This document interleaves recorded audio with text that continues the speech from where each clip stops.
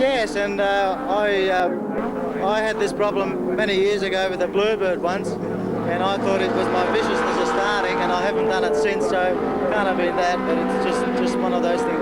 Better luck next weekend for Adelaide. That leaves one Nissan at Glen Seaton. Mike? A philosophical George Fury takes it all so calmly. The man who threatened to win this race today. Dickie Johnson, car number 17. The Shell Ultra High Cosworth Sierra moves to fourth. But the high-speed dress parade coming down to the right-hander still shows Glen Seaton as the leader of the Nissan pack. There's Johnson going through, Longhurst behind him, and Jimmy Richards has won back in fifth. A great race so far in the Wild West, and it's the 21-year-old Glen Seaton leading. There's Johnson coming through in car number 17. And he's only sitting probably 50 metres back behind the leaders at this stage, working their way up the hill and down to the right-hander at Park Royal. Johnson goes through. And Seaton still finds himself keeping a handle on the situation. Let's recap the placings on the Castrol Oils 8 Oil scoreboard. Glen Seaton, race leader. Perkins is second. Gracie is third.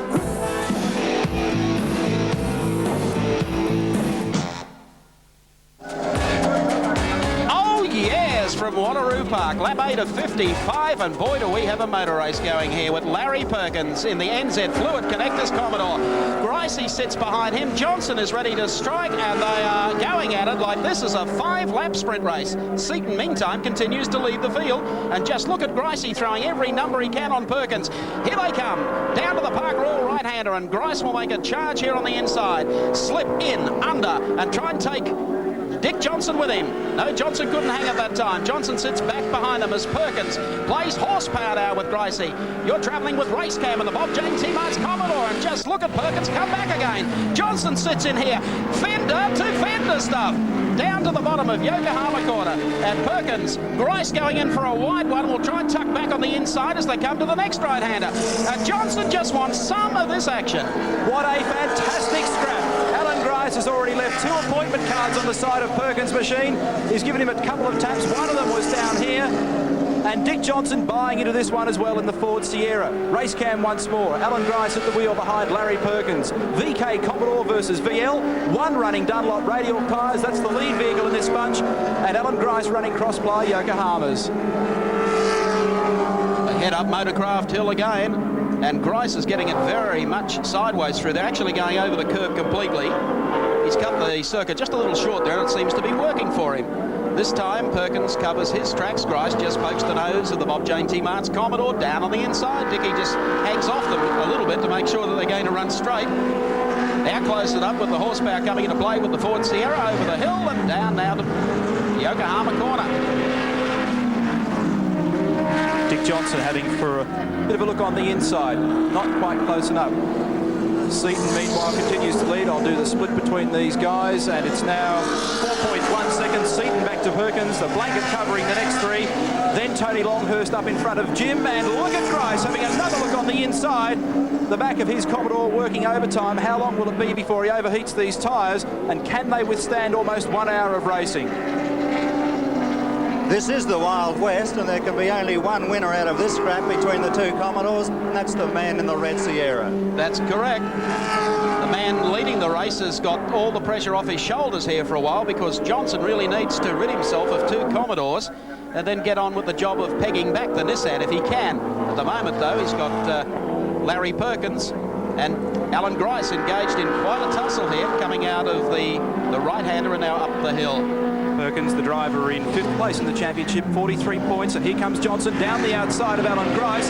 We'll see how a 4-cylinder turbo goes against a 5-litre V8. Johnson on the outside. It's very hard to take a corner away from Gricey, though.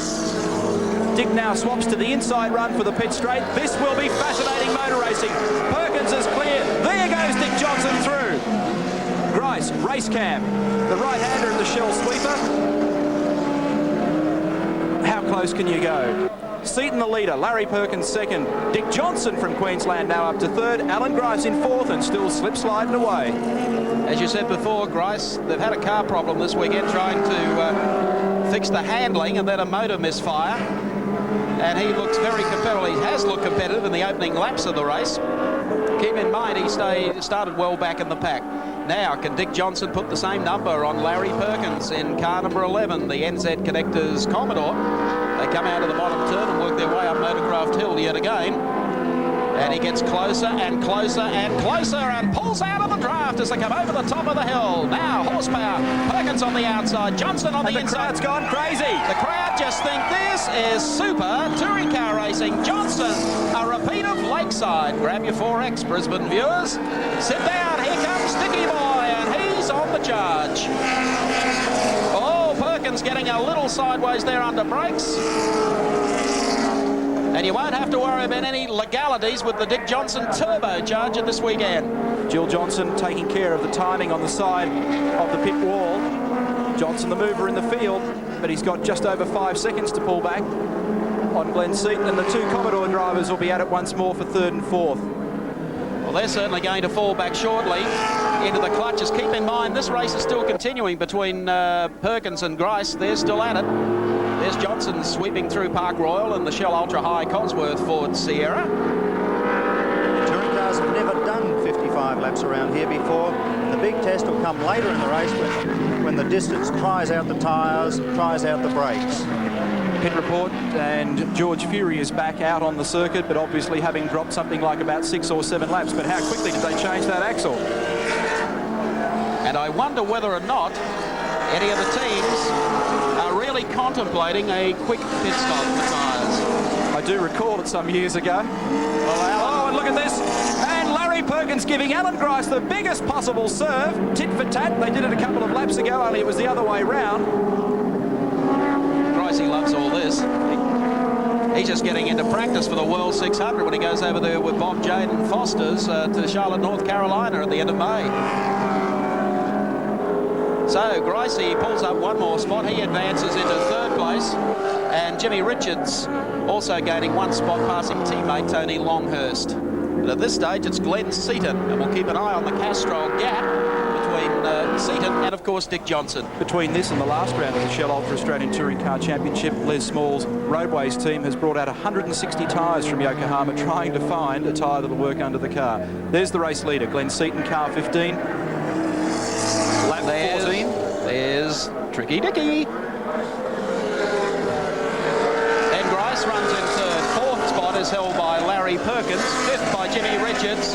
Then Fury coming back through the pack after dropping a couple of laps, just to let the BMW boys know that they have a very competitive Nissan. They mightn't win the race today, but he's going to play hell with the BMWs for a while here. And a lap record could be a consolation prize. Yes, set of gumballs. That record is held by Peter Brock, 63.33. Okay, the cars go over the top of the hill, work their way down to the right-hander at Park Royal. We'll just take a look and see exactly how much poke that the Grice car has got here as he comes in on the inside of our Shell Ultra replay on Larry Perkins. How close do you want it? Bang! Sorry about the mirror on the side. Hey, they're playing for keeps out there this afternoon. Coming across the line, Glenn Seaton, car number 15. In second spot, Dicky Johnson in 17, the Ford Sierra. And the gap is now just over 5 seconds. Well, Glenn still holding that lead very, very comfortably indeed. And I think Freddie Gibson would have Dick Johnson harassed a little shortly by Georgie Fury, who can't win the race. He can sure make life very difficult, though, for Johnson, who's stalking the race leader, Glenn Seaton. Seaton's form in the championship so far, a win from the first round at Calder Park, a fourth down in Tasmania, a second from our last round up in Queensland, and also a pole position. And the youngster, 21 years of age, lying second in the championship standings with 67 points. Turns 22 before round 5, as I mentioned earlier. In fact, his crew presented him, I recall, with a birthday cake here last year for his 21st birthday when he rewarded them with a second place finish to George Fury. There's Dicky Johnson. I would think would be very, very comfortable where he's sitting at the moment. Let's recap the placings for you. Oils ain't oils. Glenn Seaton.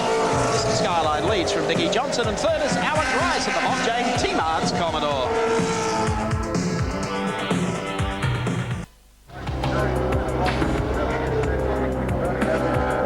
Welcome Raceway in Western Australia for round 4 of the Shell Ultra Australian Touring Car Championship. The scrap between Greg Hansford and the two BMWs, Jimmy Richards and Tony Longhurst, continues. And while that's happening, of course, Glenn Seaton still able to hold that 5-second buffer over Dick Johnson, who now finds himself with Alan Grice just marginally closer. Seaton leading from Johnson, Alan Grice in third, Larry Perkins, Greg Hansford, the mover in the field, car number 18, he's come up as far as 5th placing. There's Frank Gardner, the JPS team.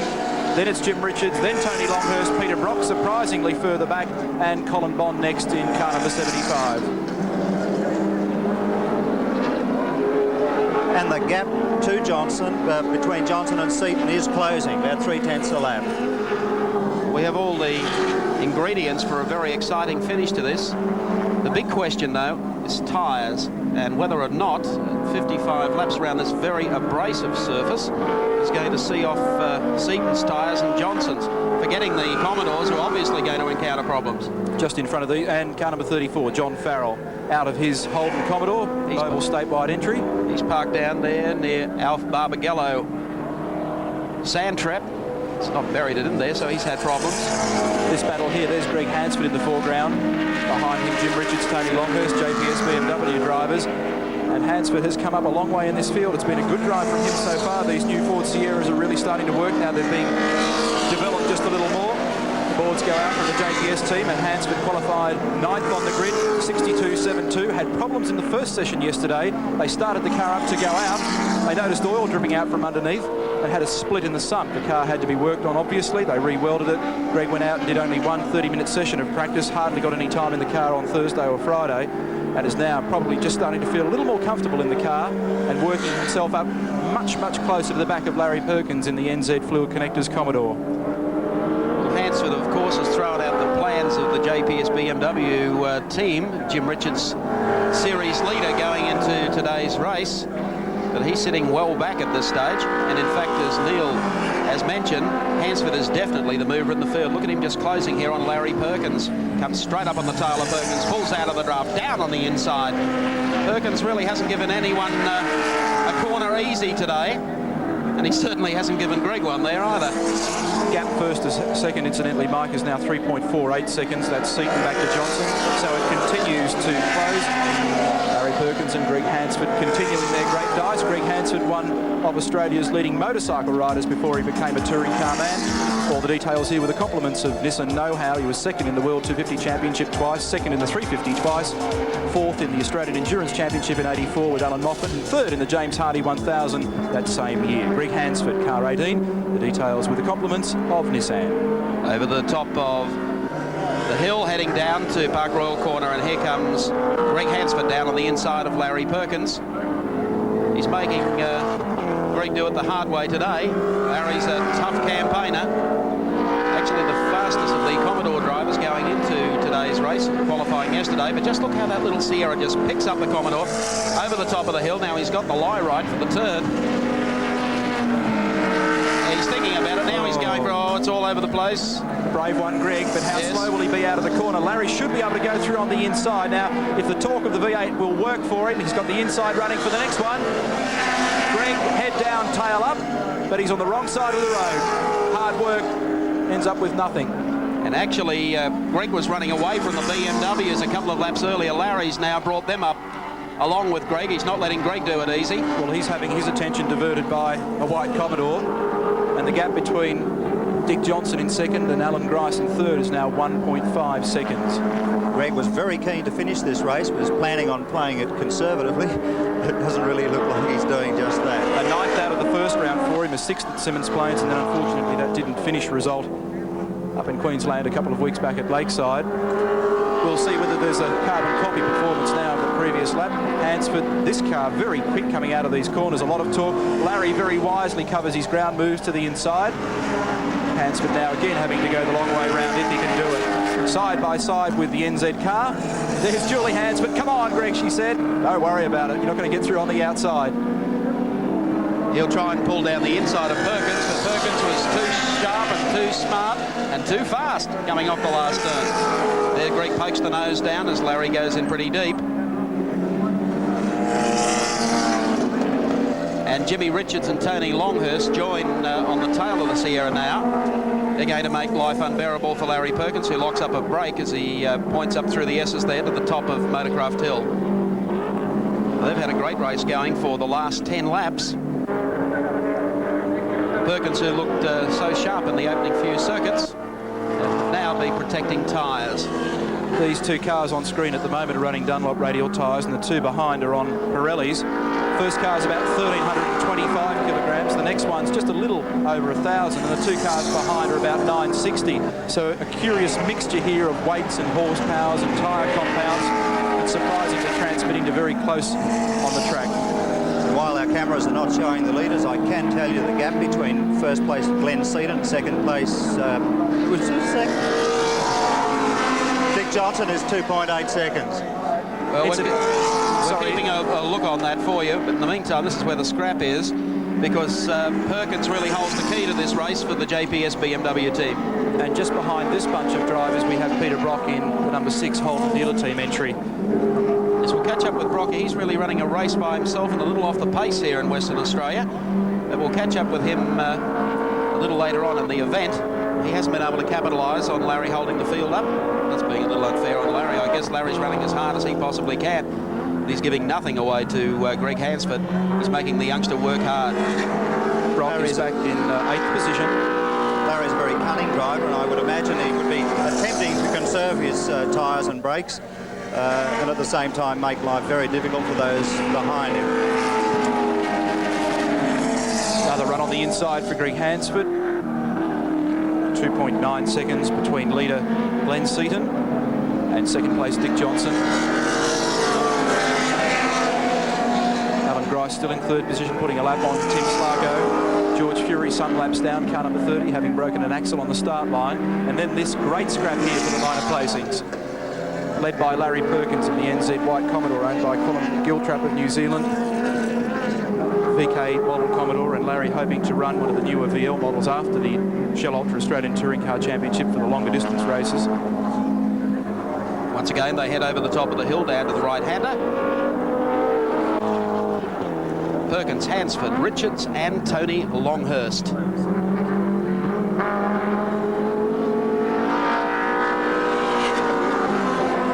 Check that gap again from 1st to 2nd, just to keep an eye on it. And Dick Johnson's now 3.7 seconds behind the leader. Greg Hansford having a look on the inside again. He is braking so hard on that car at the moment. Race leader in round 4 of the Touring Car Championship is this youngster, Glenn Seaton, car number 15 for the Peter Jackson Nissan team. Coming up behind Ian Love in Dickie Johnson's old Mustang. Ian enjoying himself over here in the West, successful businessman. And as they come out of the right-hander at Park Royal, let's check the Castrol race splits. Glenn Seaton, 3.5 seconds clear of Dick Johnson, and a further 3.20 seconds back to Alan Grice and the Bob Jane T-Mart's Commodore. So everything running very smoothly for Glenn Seaton in 15. He comes onto the start-finishing straight, and you'll be able to see the gap as they reach the halfway point in this 4th round of the Touring Car title. Here's Dickie Johnson coming up on the inside of Ian Love.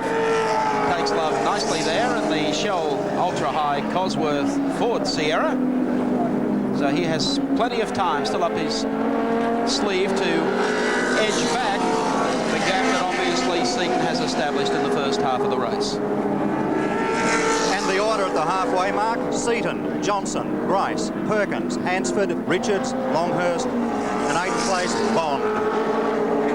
One of the interesting things about these Ford Sierras is the very high exhaust gas temperatures that they can run and just how hot these turbochargers can be. In fact, yesterday I noticed when the Alfa Romeo of Colin Bonds came in, the actual turbo housing was bright red. But you're talking about something like 910 degrees centigrade exhaust gas temperature on this car here of Greg Hansford's or Dick Johnson's car number 17. Johnson on the pit straight. Check the gap again between himself, and he is still 2.5 seconds behind Glenn Seaton, and Alan Grice is 3rd in the Bob Jane T-Mart's Commodore. We'll take a break and be back in just a moment.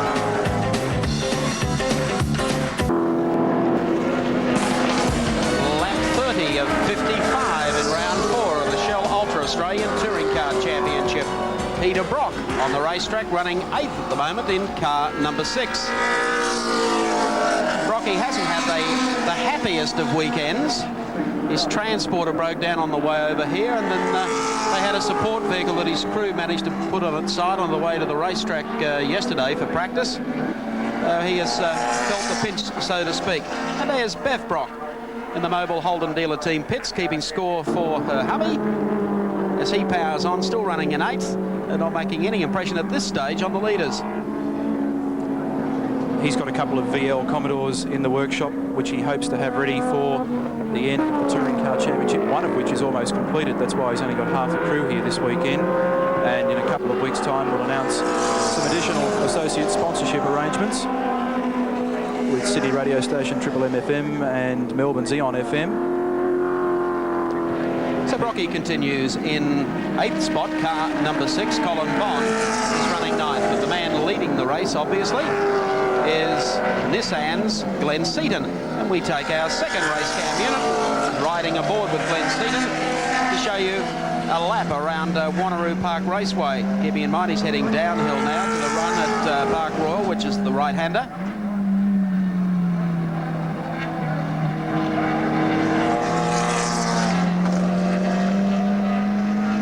Now heading up Motorcraft Hill. Into top gear across the top of Motorcraft and a run in 5th all the way down to this right-hander at Yokohama. Steady the car into brakes, nice and gentle on the gear shift. You notice that he uses every inch of the available road.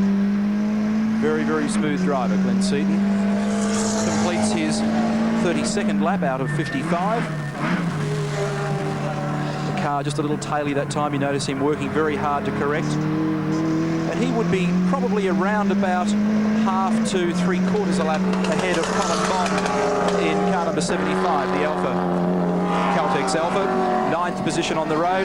Peter McKay, what sort of a weekend has Bondy had? It's been a nightmare for him, hasn't it? Well, he arrived here full of optimism after a lot of big changes to the motor car since Lakeside. He's a bit of a whip cracker, old Bondy. He's got the crew to put in a stiffer all-steel roll cage since Lakeside. They've switched the steering from left-hand drive to right-hand drive, and they've redesigned the exhaust system, which gives the car an extra 27 horsepower. So he's arrived here full of optimism, and of course all the dramas started. The dramas, yesterday he broke the nose off a camshaft in practice, and that put paid to his second session. They towed the car back, changed engines overnight, which they plan to do anyway, and use a new fresh race engine. Went out this morning in the warm-up and managed to blow a piston. So in the period of time between the warm-up and then the warm-up laps again in the race, for this afternoon's 55 lapper, they've dropped another engine in and cobbled together bits and pieces of the two to make this combination, and poor old Bondy's out and mobile once more. But the good news for the Caltex Alpha team is that this car is really getting down on the pace. They qualified very well. Here comes Gracie into the pits now. And it looks like he's gone for a lightning pit stop for tyres. We've got the race cam aboard showing you Les Small. Wayne Eckersley, ex-Williams Formula 1 chief mechanic. Gracie at the wheel of car 2, Bob Jane T-Mart's entry. 17-inch Yokohama cross-ply tyres on it. Les at the front of the car. They drop the air jack off it now, and away he goes in a time of about 22 seconds. That's a pretty good stop, the sort of thing you'd expect at Bathurst. An excellent stop for Gracie.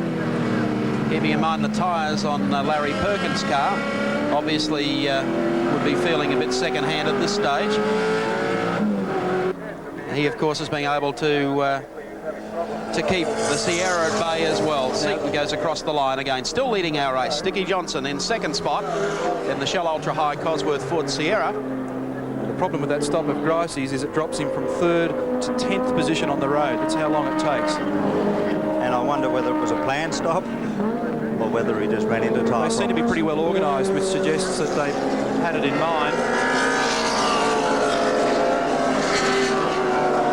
That's the leader, Glenn Seaton, car 15.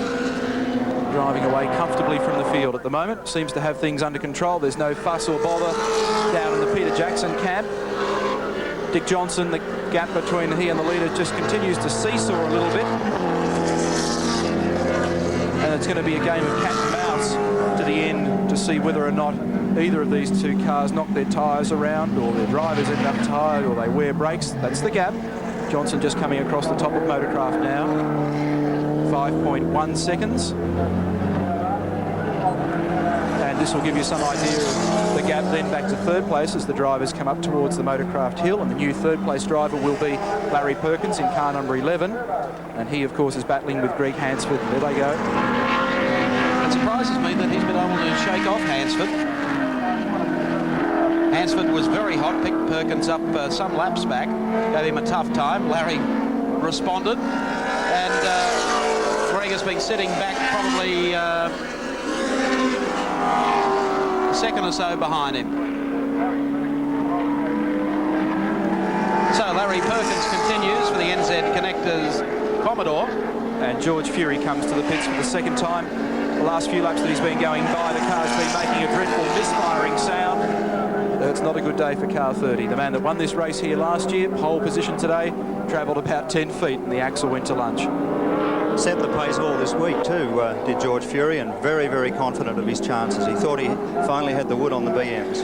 Not only that, at the last meeting, he burnt his Akubra when the fire went off in the cabin.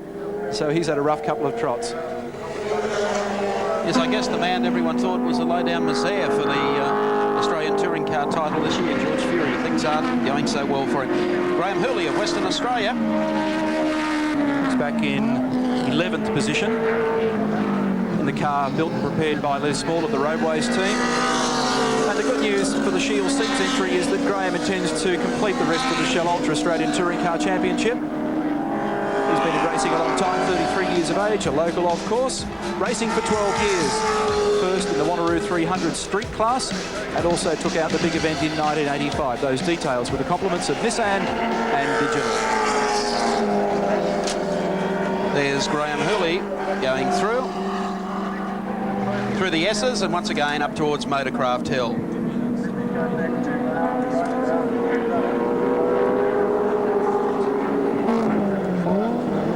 Hurley down the back straight. Surprised me actually to see Seaton opening that gap over Dick Johnson last couple of laps. One of the other locals is lurking behind this man as well, Tim Slarko in the pink Rover Vitesse 96 FM entry, Alf Barbagello. This car for sale, yeah. $35,000. Take a dozen. Quite surprised that Alf Barbagello, who's so well known over here in the West, just a sprint car as they like to call it, and does a lot of sponsorship, not only of the circuit but also some of the cars here. There's Tim Slarko in the Alf Barbagello car's Rover Vitesse. He continues along. We saw a little bit of him last year on the East Coast, but most of the Westies prefer to stay at home and do their racing. We occasionally catch up with Tim Slarko on rounds such as Adelaide and an occasional one in Melbourne. They of course do their racing here and then head for Bathurst or perhaps the Castrol 500 at Sandown that we'll be covering. Let's recap the placings for you. Glenn Seaton is our race leader for round 4. Dickie Johnson is still second. Larry Perkins runs in third.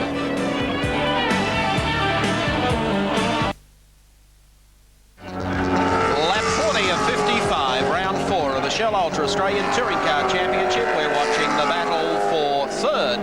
Larry Perkins, Greg Hansford, and of course the two JPS BMWs, the man sitting right behind Hansford at the moment being the series leader, that's Jimmy Richards. Coming down to the right-hander at Park Royal.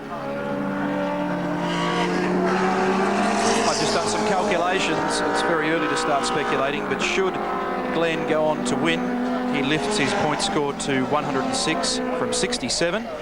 And Jim Richards, who's currently back in 5th position, and who's also leading his class of under 2.5 litre capacity, would move on to 87. So we see a real elongation in that gap.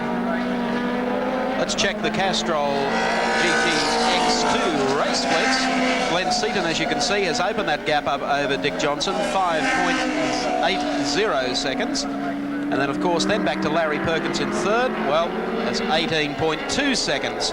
So everything is going so smoothly at the moment for Glenn Seaton in the Peter Jackson Nissan Skyline, number 15. I still think there's a lot more to come from this battle here. Jim Richards and Greg Hansford. Greg, you'll recall, made a real charge in the first probably 25 laps, I guess, but now you're just starting to see a slight ragged edge creeping into the act.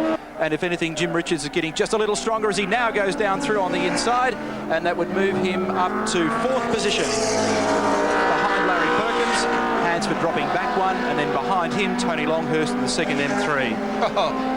Gonna have a drag race now, up over the top of Motorcraft Hill and back down the hill again. Now this exposes an interesting thing, Pete, the fact that perhaps the BMW doesn't climb hills as well as we thought, and that's not good news for the BM team when you start considering things like the James Hardy 1000. No, that's exactly right, Neil. I think it was George Fury who was telling me yesterday that the climb up the hill here, Jim was using, look at this, using 2nd gear when most of the other cars were using 3rd. He's just going to make Jim work on the tyres a bit. I think Greg might have been a little asleep there for a while. He was off the pace. Well, he's got no shortage of grunt in a straight line. And the thing that both he and Dick, and indeed the 2 Oxo car drivers keep mentioning all the time, is the enormous torque these cars have coming out of a corner. And that's something that it appears as though the BMW doesn't have at this stage. It's a rever, makes a lot of noise and is very quick on a flat piece of road, but we're just seeing a chink in the armour in a course with some undulations in it. Here's an uphill section now, and we'll just see if Greg does come up on the tail of Jim Richards.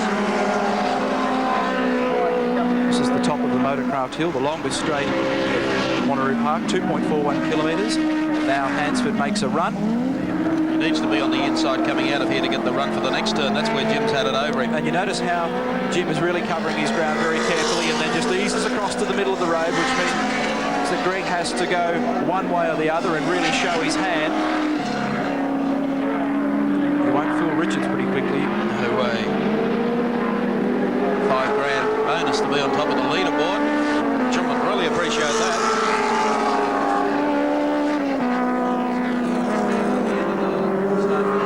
Certainly interesting to see how much these cars vary in performance from track to track. The BMW was so much stronger than everything else at Lakeside. It seemed like we were in for a one-horse race in the Touring Car Championship this year. Here's a good scrap. Here's Gricey coming back through the field. Peter Brock was running in 8th spot, and Gricey with fresh tyres. These two don't attend their fan club meetings. And Gricey will make a big move here on the inside. Carrying race cam again. The Bob Jane T-Mart's Commodore. Watch the horsepower now as they work the Motorcraft Hill. Interesting news from both their respective camps as they're heading to Spa for the 24-hour Enduro about the middle of the year. And Alan Grice intends to do the Nürburgring round of the World Touring Car Championship. Hey, Rocky, how much ground do you need to have to cover? You get the impression Rocky's just having a bit of fun back there. It's pretty lonely when you're running 8. Here comes Gricey setting him up for a run down the inside. Now we'll get fair dinkum about it. There's Rocky looking straight ahead. Race cams gives you the shot. Rocky goes in as tight as he can on Alan Grice. Brock with the arm on the windowsill. One of the cars isn't handling and one of them's not going in a straight line. It's not a happy day for the Commodore lads. They look good over this part of the course, the Commodores, but they really throw them around. And they still sound nice. Les Small, the boss of the Roadways team, claims 450 horsepower from the Alan Grice Commodore. One of the other things that he said to us yesterday, which I found interesting, was the fact that the newer car, the VL model, is capable of being revved up to about 7.2. Stronger conrods, stronger push rods. Yes, it's a more durable engine. Pop a bit of a caning. And by comparison, you're talking in and around the 6.7, 6.8 mark for Peter Brock. Got 10 laps remaining in this 55-lap round 4 of the Shell Ultra Australian Touring Car Championship from Wanneroo Park Raceway in Western Australia. There's Racecam travelling with Gricey as he comes back through the pack. Not had the most successful of weekends, but I tell you what, he's not a quitter. He keeps at it all the time. One of the interesting things about the Grice cockpit is the enormous instrumentation available to him. Look at the way Gricey flings it around. He's a cowboy. He loves it. But he's got a brake balance bar just down to the left of the steering wheel, a little red knob that you can see there. That adjusts. You'll notice the arrows front to rear, brake bars front to rear, and then down on the right-hand side of the seat, he's got another more fierce brake bias arrangement. And then a great array of circuit breakers and toggle switches, and he's got temperature readouts on just about everything on the car, including a little computerized readout just over here on the right-hand side of the dashboard. You've obviously been studying the cockpit layout problem for Run and Bathurst. One can only dream. That's Gricey. And we've picked up Gricey for the Australian Touring Car Championship this year. Thanks very much to Bob Jane, because Raceway was planning on going to Europe, and when the World Touring Car Championship collapsed in one screaming heap, Bob jumped in and thought that Grice should be here running a Commodore, and he's added a lot of interest to this year's Australian Championship. And he's just sensational through here. Let's recap the placings for you on the scoreboard. This of Glenn Seaton leads the race. Dick Johnson runs in second, and third is Larry Perkins.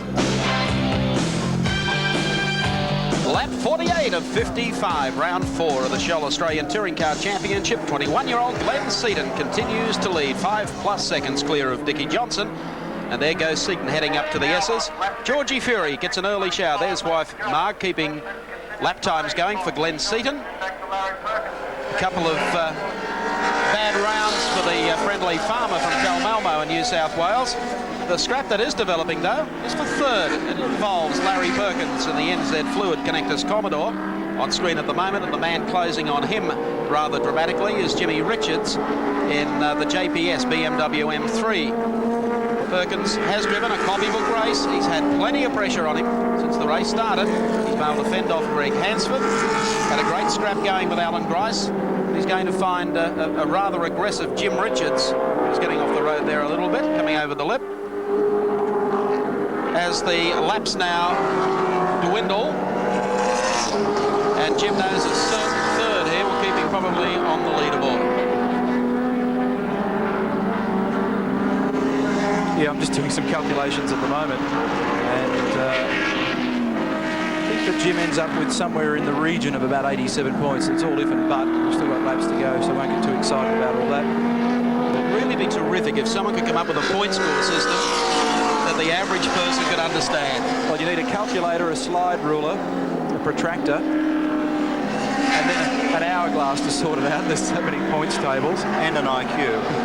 That's the one I didn't bring with me. So Larry Perkins, here's Jimmy Richards, really throwing the little M3 around. Series leader after 3 rounds, running 4th at the moment on the racetrack.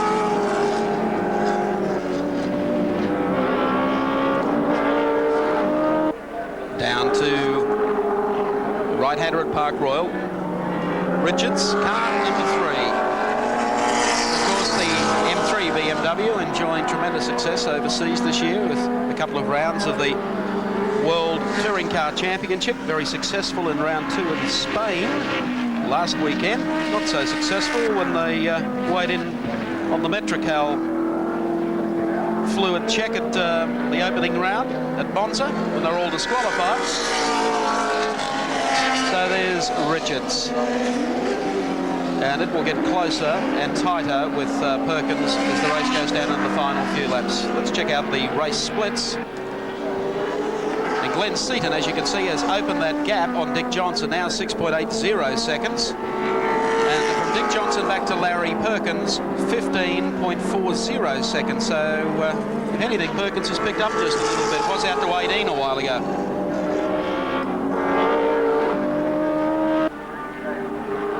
Richards and Perkins still a dice for third on the road. Seaton, meantime, doing it very, very comfortably in car number 15. Johnson still running in second, and Perkins here in third.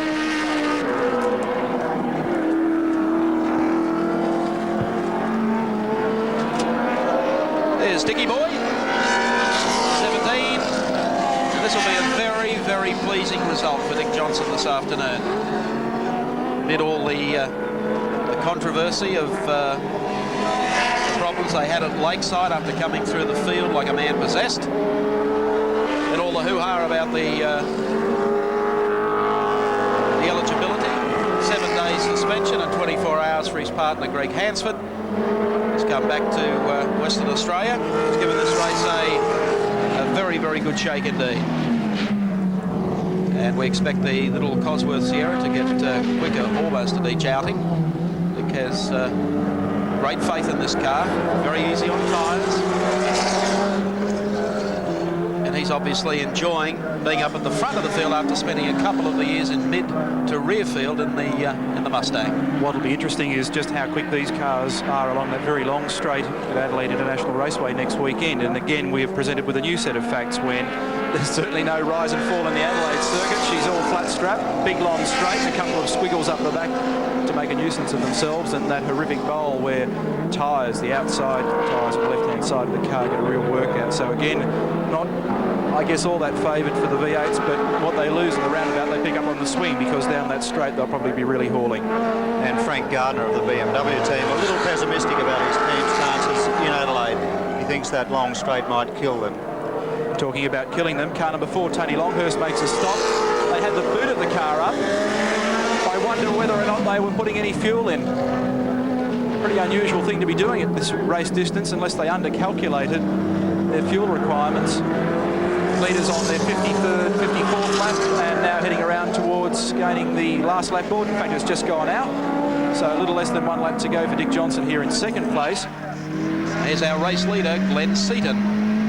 We're riding with Glenn, race cam, as he heads over the S's and heading up to Motorcraft Hill. It's been a copybook drive by Glenn Seaton, who of course had team leader George Fury problems with breaking an axle on the starting line, and had a lot of pressure in the opening laps from the Commodore boys. They dropped down to Park Royal, the right-hander, for the final time. And Seaton in the Peter Jackson Nissan Skyline, still holding about a 6.8 second advantage over Nick Johnson in the Shell Ultra. Cosworth forward and down the hill now for the final time. That means the score for Seaton: a first at Calder, 4th Simmons, 2nd Lakeside, looking good for a win here as he comes out of Yokohama for the last time. Checkered flag at the ready, and he is going to do it. 21-year-old Glenn Seaton, Nissan know how. They take round 4 today at Wanneroo Park, clear of Dickie Johnson. What a drive in the Shell Ultra High Ford Cosworth Sierra. And 3rd place will go to Lightning Larry Perkins in the NZ Connectors, Commodore, clear of Jimmy Richards. Great finish, great race. There, the confirmation of placing. Seaton the winner, Johnson 2nd, Perkins 3rd. Welcome back to Wanneroo Park Raceway. Glenn Seaton has won today, takes 96 points and will now lead the Shell Ultra Series from Jimmy Richards and, of course, just back behind them, Larry Perkins. There's a lot more motor racing action to come on 7, and to have a look at our motorsport diary now, here's Neil Crompton with a sample of what lies ahead. Next week, we're back to the open spaces of Adelaide International Raceway that favour a distinctive horsepower flavour. The likely battle between the top teams is not to be missed. Mr Motocross, the worship symbol of every dirt bike rider, steps out of the summer closet, offering big money in the series opener for those who do it best in the dirt. Also in May, our cameras keep an eye out over the shoulders of the famous IndyCar drivers at the Brickyard Classic. We'll be with the Aussie connection when Gricey and Croz introduce a new flavour to NASCAR racing.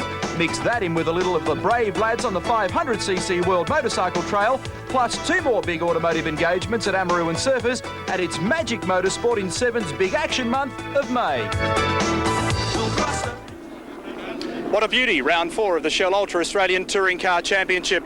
And the man that's taken it out, Glenn Seaton, 2nd time this year. A fantastic performance from you, Glenn. Yeah, got a great run. We got a brilliant start, which was probably half the advantage of the race. I thought there was going to be a lot of pressure put on by Dickie there for a while, but we sort of held the gap and had a brilliant race. Any problems along the way? No, the Skyline didn't have a problem all the way. We sort of had a little bit of brake lock up, but other than that, it was great. Things are looking good for you in this championship. Yeah, but there's still a long way to go yet. Looking forward to Adelaide? Yeah, I think so. A week's break should be good for the cars to get ready, and then I think they should go well at Adelaide. You don't think old age is going to get you along the way at 22? No, I don't think so. I hope not anyway. John Rowe, Shell Retail Services Marketing Manager, makes the presentation. Glenn, congratulations. Great performance. Dick Johnson, if you'd like to step in for us as well. Excellent performance from that Shell Sierra.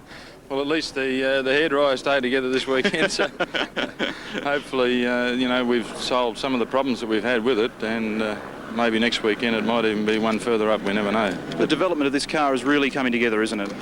Well, it's just a matter of time, you know, everything takes time, and time is what we've been lacking since day one, so hopefully now that we're starting to get somewhere, we'll be able to progress even further. What about Adelaide Raceway? Vastly different set of circumstances. Actually, flat and fast. mate, I'm looking forward to Adelaide because, as I found out today, where our car is lacking is in the handling department now, as it was early in the year. It was lacking in the horsepower department, but we'll certainly relish in the conditions at Adelaide, I hope. Well, we're certainly looking forward to it. We've made the halfway mark of the championship, so we'll see what goes on from there. Dick Johnson, Neil. congratulations, good performance. So Dick Johnson finishing second, Glenn Seaton taking out the battle today. We've got a very interesting battle coming up next weekend from Adelaide. I hope you can join us next week on 7 Sport.